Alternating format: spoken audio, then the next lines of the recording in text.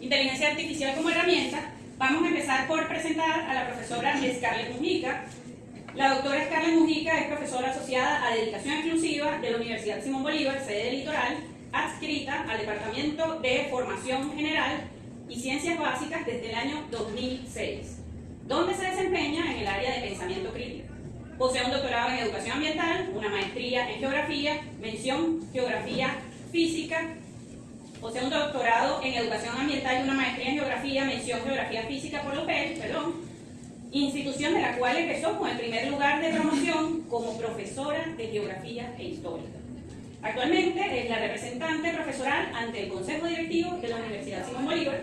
Como investigadora acreditada, según el PEI nivel B, sus líneas de investigación se centran en la gestión de riesgo ambiental, el impacto social y la educación ambiental. Temas sobre los cuales ha publicado diversos artículos en revistas arbitradas e indexadas y ha participado como ponente en múltiples eventos de investigación nacionales e internacionales. Démosle la bienvenida, por favor, a la profesora Carmen. Buenas tardes. En primer lugar, agradecer la invitación a este evento, felicitar su organización. Es muy importante, ¿no? En la situación en la que estamos en la universidad, que se incentive, que se reanime el incentivo hacia la investigación, es algo necesario, ¿no? en esta etapa. Y con un tema en el que nos encontramos ahora, nos tocó a esta generación recibir ese cambio de paradigma total de cómo veníamos investigando y ahora con una herramienta que puede cambiarlo todo, ¿no? Es como cuando apareció el internet. Me imagino que se discutieron muchas cosas éticas también en ese momento. Ya no eran pasar horas sentados en una biblioteca haciendo fichajes, sino que cada vez el internet fue sustituyendo más por otras técnicas y fue acortando esos tiempos en la búsqueda, pues ahora es aún más, pues. Y pensar que no lo vamos a usar por antiético, eso, como lo decía el profesor Milce, eso no es ya, todos estamos usando las IA.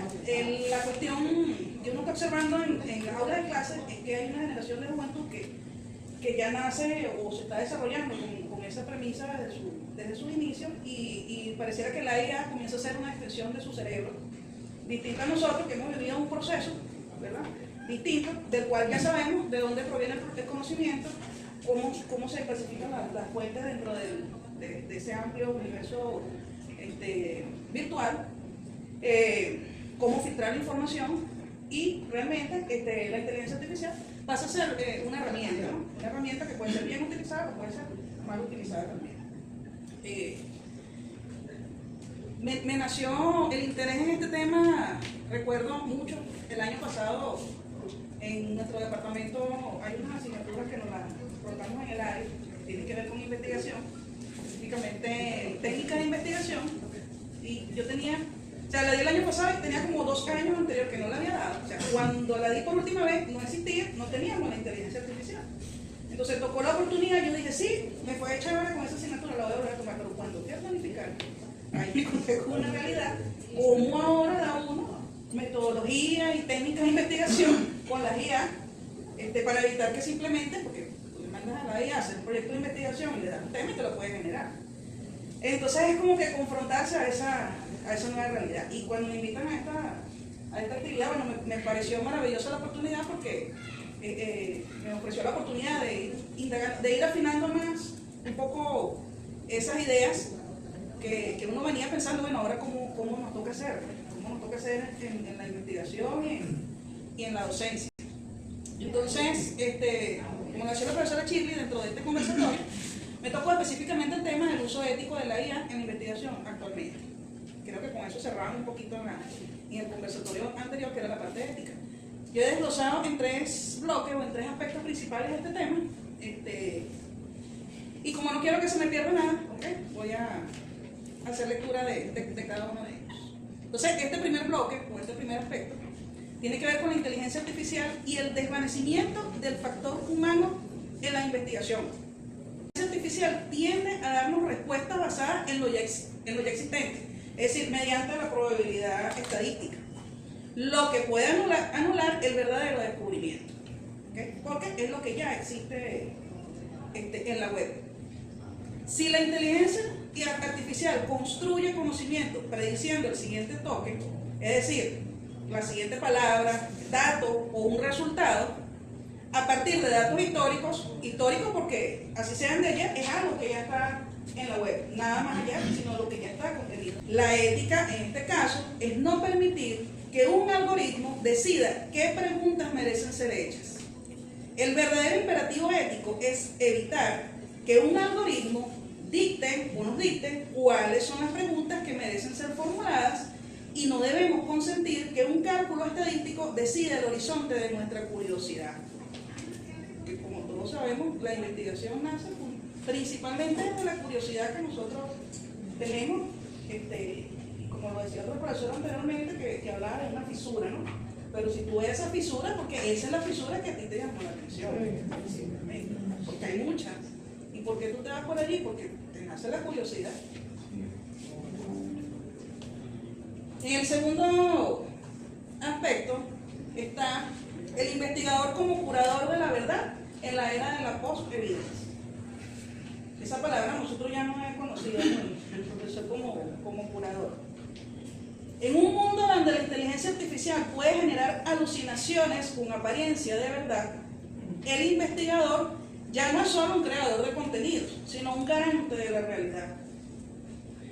La inteligencia artificial no busca la verdad, busca la verosimilitud. En la era de la posevidencia, lo que parece un dato científico podría ser aceptado como tal simplemente porque tiene la forma y el tono de un paper, aunque sea una alucinación algorítmica. Eso es delicado, ¿no? Es una tentación, porque te lo hace de una manera que, bueno, ¿quién pudiera cuestionar eso? En el futuro inmediato, tal vez la crisis de los papers ya no será la falta de producción, tal vez no, es lo que uno presume, sino la inflación de irrelevancia, o sea, de cosas sin importancia. En un océano de datos generados automáticamente, la excelencia de un investigador no se demostrará con el aumento de su producción, sino con el rigor con que produzca su investigación y su resistencia contra los simulacros de investigación. En este caso, el rigor es la resistencia contra ese simulacro, o sea, el rigor que mantengamos dentro del proceso de investigación. El investigador de la Universidad Simón Bolívar debe demostrar que su criterio es superior al del algoritmo. En lugar de camuflar el uso de la inteligencia artificial, debemos usarla como una herramienta de auditoría, pero donde el criterio humano prevalezca sobre la generación automática de los datos. Y en el tercer aspecto, hablamos de una ecología del pensamiento, la inteligencia artificial y la deshumanización del lenguaje académico. La escritura científica es, en esencia, un ejercicio del pensamiento. Delegar la redacción a la inteligencia artificial conlleva el riesgo, y una de las cosas que a mí me llama la atención es esto que estoy diciendo, conlleva el riesgo de atrofiar nuestra capacidad para estructurar ideas complejas. Entonces, cada vez, o sea, pudiéramos caer en la tentación de que la IA que tenemos sea una extensión de nuestro cerebro. De allí el uso de la frase ecología del pensamiento, porque al igual que el agua o el aire, la capacidad de razonar de forma crítica y original es un recurso que puede contaminarse o agotarse. La inteligencia artificial, si se usa de forma sustitutiva, actúa como un agente externo que puede desequilibrar ese ecosistema, erosionando la diversidad de ideas y la riqueza del lenguaje académico. El lenguaje no es un simple vehículo del pensamiento, sino el pensamiento mismo en acción. Al estandarizar el lenguaje mediante la inteligencia artificial, corremos el riesgo de estandarizar la mente del investigador. La estandarización se vuelve mala cuando deja de ser una regla técnica, o sea, como la que ya existe dentro del lenguaje científico, con ciertos parámetros para que nos podamos entender dentro del mundo científico. Pero cuando no es solamente eso, se convierte en una monotonía intelectual, además con sesgos, y que esos sesgos obedecen a una cultura de donde ella es programada.